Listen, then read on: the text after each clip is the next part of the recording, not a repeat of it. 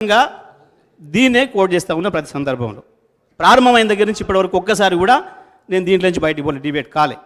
Hours విషయంలో కూడా నేను ఇప్పుడు డిబేట్ కాలే. ఎక్కడైనా సరే మేము ఎంత పారదర్శకంగా ఉన్నామో చెప్పినాం. మేము ఇవాళ స్పష్టంగా మిమ్మల్ని ప్రభుత్వాన్ని అడిగింది, మేము అన్ని సిద్ధం చేసి ఇచ్చినాం. 24 గంటలు అన్ని రంగాల వినియోగదారులకి నాణ్యమైన విద్యుత్తును అందించినాం. మీరు దానికి కట్టుబడి ఉన్నారా లేరా, అది ఇస్తారా ఇవ్వరా, అది మొదలు చెప్పమని అడిగినాం. అధ్యక్ష, రెండవది కూడా కేంద్ర ప్రభుత్వానికి సంబంధించి అనేక ఇబ్బందులు మాకు ఎదురైనా మేము తట్టుకున్నాం. మాకు దాదాపు 35,000 కోట్లు కేంద్రం నుంచి ఆటంకం ఎదురైనా మీటర్లు పెట్టాలనే విషయంలో మేము ఎట్టి పరిస్థితులలో నా కంఠంలో ప్రాణం ఉండగా తెలంగాణ రైతుకు మీటర్ రానివ్వను అని మా ముఖ్యమంత్రి, ఆనాటి ముఖ్యమంత్రి కేసీఆర్ గారు శపథం చేసిండ్రు. దాని ప్రకారం మేము నిలబడి ఉన్నాం. ఇప్పుడు మీరు కూడా మీటర్లు పెట్టకుండా ఉంటారా ఉండరా స్పష్టం చేయాలని చెప్పి మేము కోరుతా ఉన్నాం. ఈ సభ ద్వారా రైతాంగం తరఫున మేము కోరుతా ఉన్నాం. మేము ఇచ్చిన పద్ధతుల్లోనే 24 గంటలు అన్ని రంగాల వినియోగదారులకు ఇస్తారా ఇవ్వరా చెప్పాలని చెప్పి మేము స్పష్టంగా కోరుతున్నాం. అధ్యక్ష, ఇవాళ మేమేం కరెంట్ ఇవ్వలేదు, వాళ్ళు తయారు చేసిపోయిన కరెంటే, వాళ్ళు పెట్టిన చెట్లకు మొలిసిన కరెంటే మేము ఇచ్చిన మాట్లాడుతున్నారు. అధ్యక్ష, సమైక్య ఆంధ్రప్రదేశ్లోనే ఉన్ననాడు మీరు ఇవన్నీ ప్రారంభించింది నిజమే అయితే ఎందుకు ఇవాళ ఆంధ్రప్రదేశ్లో ఇప్పటికి కూడా 7 గంటల కరెంట్ వస్తుంది రైతాంగానికి? ఎందుకు ఇంకా అక్కడ విద్యుత్ కోతలు ఉన్నాయి? ఎందుకు మీ పరిపాలనలో ఉన్న రాజస్థాన్లో విద్యుత్ కోతలు ఉన్నాయి? ఎందుకు మీ కర్ణాటకలో విద్యుత్ కోతలు ఉన్నాయి?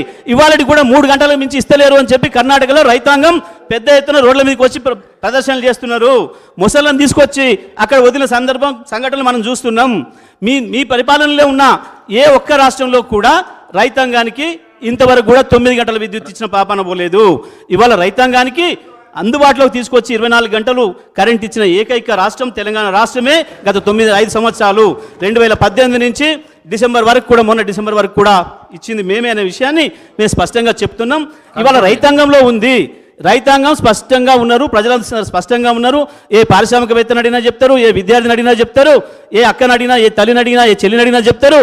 మంచిల బాధలు ఆనాడు ఏముండే, ఇవాళ ఏముండే, కరెంటుతో ఏకంగా సమస్యలు పడ్డారు, బోర్ బావుల దగ్గర పోయి ఎన్ని గంటలు ఎట్లా నిలబడ్డారు, అన్ని విషయాలు కూడా ప్రజల ముందు ఉన్నాయి. మేము స్పష్టంగా చెప్తున్నాం, తప్పకుండా మేము చేసింది ఏదైతే ఉందో దాన్ని నిలబెట్టుకునే ప్రయత్నం చేసినా చాలు. మీరు అంతకంటే గొప్పగా చేయడం మీతో కాదు, మాకు ఆ సంగతి తెలుసు, కానీ అది నిలబెట్టుకున్నా చాలు. ఇప్పటికైనా మేము అడుగుతున్నది స్పష్టంగా చెప్పమని, ఈ చర్చ ద్వారా తెలంగాణ రైతాంగానికి మీటరు లేకుండానే విద్యుత్ ఇస్తారా ఇవ్వరా, 24 గంటలు అన్ని రంగాల విద్యుత్ వినియోగదారులకు అందిస్తారా ఇవ్వరా స్పష్టంగా చెప్పాలని ఈ శ్వేతపత్రం ఏదైతే ఉందో దీన్ని తప్పు తడక చేసుకున్నారు. పవర్ టారిఫ్కు సంబంధించి కూడా పవర్ టారిఫ్ను మేము ఏ పరిస్థితులలో కూడా రైతాంగం మీద భారం పడొద్దు, ప్రజల మీద వినియోగదారుల మీద భారం పడొద్దు. ట్రోప్ ఛార్జీల పేరు మీద ప్రజలపైన వినియోగదారులపైన భారం పడుతుంది అని చెప్పేసి ఆ రోజు గౌరవ ముఖ్యమంత్రి, ఆనాటి ముఖ్యమంత్రి గారు, మా నాయకుడు కేసీఆర్ గారు, అది కూడా మనమే తీసుకుందాం. రైతాంగం పైన ₹1 ఖర్చు పడొద్దు, ప్రజలపైన భారం పడొద్దు. తెలంగాణ ప్రజలు 60 ఏళ్ళు అనుభవించిన శిక్ష చాలు, ఇక మళ్ళీ శిక్ష పడనీయొద్దు అని చెప్పి ఆ రోజు నిర్ణయం తీసుకున్నారు. టారిఫ్ కూడా పెంచకుండా ఉండాలి.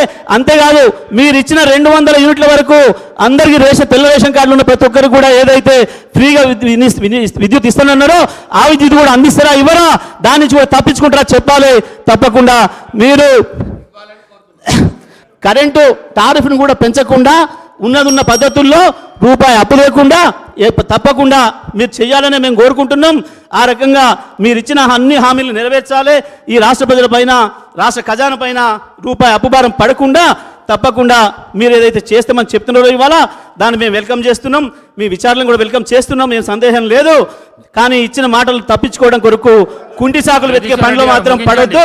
ఎట్టి పరిస్థితులలో దాని కొరకు ఈ సభను వినియోగిస్తున్నారని చెప్పి మేము అనుమానపడుతున్నాం. ఆ రకంగా ప్రజల్ని మోసం చేయడానికి కాకుండా ప్రజలకు మెరుగైన పరిపాలన అందించాలని చెప్పి కోరుకుంటూ తమరికి ధన్యవాదాలు తెలియజేస్తూ సెలవు అధ్యక్ష.